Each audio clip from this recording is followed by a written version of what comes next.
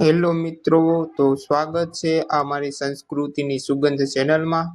અને આજે આપણે વાત કરીશું ગામડાની પ્રાથમિક શાળાની યાદો. શિક્ષક ગામમાં રહેતા હોય અને શેરીએ સામા મળે તો આપણે બાજુમાં થઈ જતા, એટલો આદર આપતા. મારે વાત કરવી છે આજથી 10-15 વર્ષ પહેલા આપણે ગામડાની પ્રાથમિક શાળામાં ભણતા તે વખતની. એ વખતે આજની જેમ બેગ તો નહોતી. કંતાનની થેલી હોય, એમાં સ્લેટ, ચોપડા, કંપાસ વગેરે ગોઠવેલ હોય અને શાળા ખુલવાની અડધી કલાકની વાર હોય ત્યાં જ પહોંચી જઈએ અને સાહેબના ઘરેથી કોઈ એક વિદ્યાર્થી શાળાના મુખ્ય દરવાજાની ચાવી લઈ આવે અને શાળાનું મેદાન, વર્ગખંડોની સફાઈ ચાલુ થઈ જાય.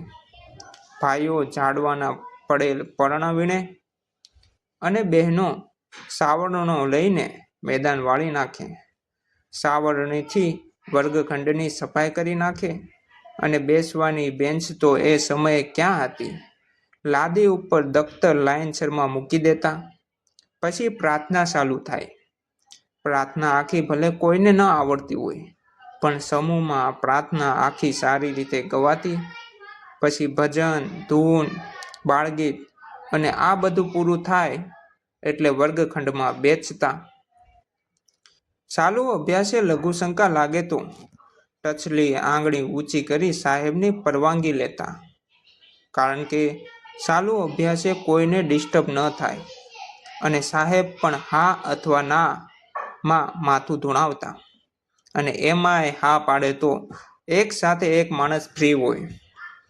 બપોરની રિસેસ પડવાની 20 મિનિટની પહેલા 4 જણા મધ્યાહન ભોજન લેવા જાય અને પછી જમવાની રિસેસ પડતા જ દફતરમાંથી થાળી વાટકો કાઢીને લાઈનબદ્ધ જમવા બેસી જતા.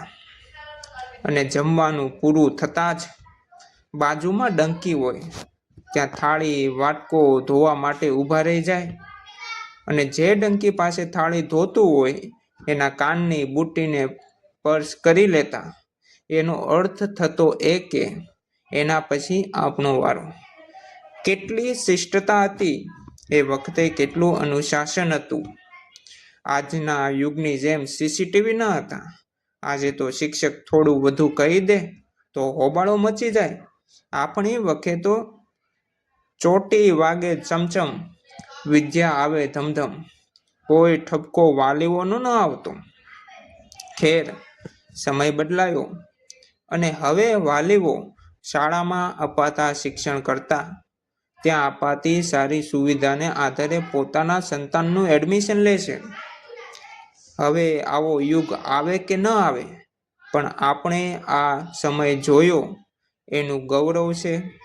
તો મિત્રો, આ હતી એક સરસ મજાની ગામડાની પ્રાથમિક શાળાની યાદો. જો તમને અમારો વિડીયો ગમ્યો હોય તો અવશ્ય લાઈક, શેર, સબસ્ક્રાઈબ કરજો. Thank you. આભાર.